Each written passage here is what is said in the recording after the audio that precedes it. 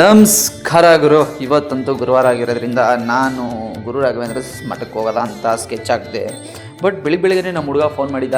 ನಮ್ಮ ಹುಡುಗ ಅಂದರೆ ನನ್ನ ಗೆಳೆಯ ಫೋನ್ ಮಾಡ್ಬಿಟ್ಟು ಬಾರೋ ಇವತ್ತು ಯಾಕೋ ನನಗೂ ಹೋಗಬೇಕು ಅನ್ನಿಸ್ತಾ ಇದೆ ಗುರು ರಾಘವೇಂದ್ರ ಮಠಕ್ಕೆ ಅಂತ. ಅದಕ್ಕೋಸ್ಕರ ಅವನ್ನ ಕರ್ಕೊಂಡು ಹೋಗೋಕ್ಕೆ ಇಲ್ವಾಲಕ್ಕೆ ಹೊರಟೆ.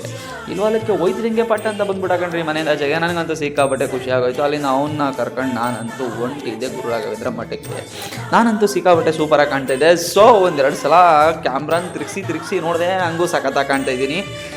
ಏನಪ್ಪ ಈ ಸಖತ್ತಾಗಿ ಕಾಣ್ತಿದ್ದೀನಿ ಅಂದ್ಕೊಂಡು ದೇವಸ್ಥಾನದ ಹತ್ರ ಹೋಯ್ತೀನಿ. ದೇವರು ಬಡ್ಡಿ ಮಗಂದು ಜನ ತುಂಬೋಗ್ಬಿಟ್ಟವ್ರೆ ಅಂದ್ಕೊಳ್ಳಿ. ನನಗಂತೂ ಸಾಕಾಗೋಯ್ತು.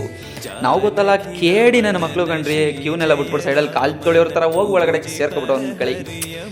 ಒಳಗಡೆ ಹೋಗ್ಬೇಕಾದ್ರೆ ಜನನೆಲ್ಲ ನೋಡ್ಬೇಕಾದ್ರೆ ಅನಿಸ್ತಿತ್ತು ಇವರೆಲ್ಲ ಕ್ಯೂ ನಿಂತ್ಕೊಂಡು ದೇವ್ರನ್ನ ನೋಡೋಕ್ಕೆ ಸಿಕ್ಕಾಪಟ್ಟೆ ಕಷ್ಟಪಡ್ತವ್ರೆ. ನಾವೇನಕ್ಕಪ್ಪ ಈ ಥರ ಕಳ್ಳನ ಮಕ್ಕಳ ಥರ ಹೋಗಿ ರಾಘವೇಂದ್ರನ್ನ ನೋಡ್ತಾ ಇದ್ದೀವಿ ಅಂತ. ಬಟ್ ಏನೂ ಮಾಡೋಕ್ಕಾಗಲ್ಲ. ಹುಡುಗರು ನಿಮಗೆ ಗೊತ್ತಲ್ಲ, ರಾಘವೇಂದ್ರನ ದರ್ಶನ ಅಂತೂ ಸೂಪರ್ ಆಗಾಯಿತು. ನಿಮ್ಗೆ ಒಂದ್ಸಲ ತೋರಿಸ್ತಾ ಇದ್ದೀನಿ, ಕ್ಲಿಯರಾಗಿ ನೋಡ್ಕೊಬಿಡಿ. ಈ ಮಠ ಇರೋದು ಪೆಟ್ರೋಲ್ ಬಂಕಿಂದ ಸ್ವಲ್ಪ ಮುಂದೆ ಅಷ್ಟೇ ಕಣ್ರಿ. ಎಕ್ಸಾಕ್ಟ್ ಲೊಕೇಶನ್ ನೇಮ್ ನನಗೆ ಗೊತ್ತಿಲ್ಲ.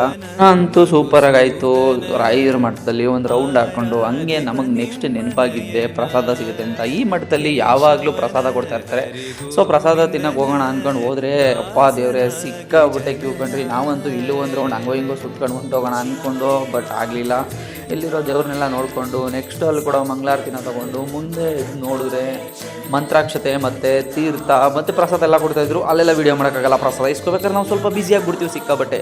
ಯಾಕಂದರೆ ಎರಡೆರಡು ಪ್ಲೇಟ್ ಸಿಗ್ಬೋದು ಅಂತ. ಬಟ್ ಒಂದೇ ಪ್ಲೇಟ್ ಕೊಟ್ಟಿದ್ದು ನಮ್ಮ ಹುಡುಗ ಅಂತೂ ತಿನ್ನಿಲ್ಲ, ನನಗೆ ಕೊಟ್ಟ. ಇದನ್ನೆಲ್ಲ ಮುಗಿಸ್ಕೊಂಡಂಗೆ ನಾನು ನಿಮಗೆ ಗೊತ್ತಲ್ಲ ಬ್ರ್ಯಾಂಡ್ ಹೌಸ್ ನಮ್ಮ ಅಣ್ಣನ ಅಂಗಡಿ, ಅದನ್ನು ನೋಡೋಣ ಅಂತ ಮನಸ್ಸಾಯ್ತು ಕಣ್ರಿ. ಫೋನ್ ಮಾಡಿದೆ ಅಂಗಡಿ. ಆಲ್ರೆಡಿ ಅವನು ಪ್ರಸಾದ ತಿನ್ಕೊಂಡು ಹೊಟ್ಟೋಗಿದ್ದೀನಿ, ಅಂಗಡಿಲಿ ಇದ್ದೀನಿ ಬಾ ಅಂತಂದ. ಅದಕ್ಕೋಸ್ಕರ ನಾನಂತೂ ಅಂಗಡಿಗೆ ಹೋದ ತಕ್ಷಣ ಕಲೆಕ್ಷನ್ಸ್ ನೋಡೋ ಕಂದ ಅಂತಂದ.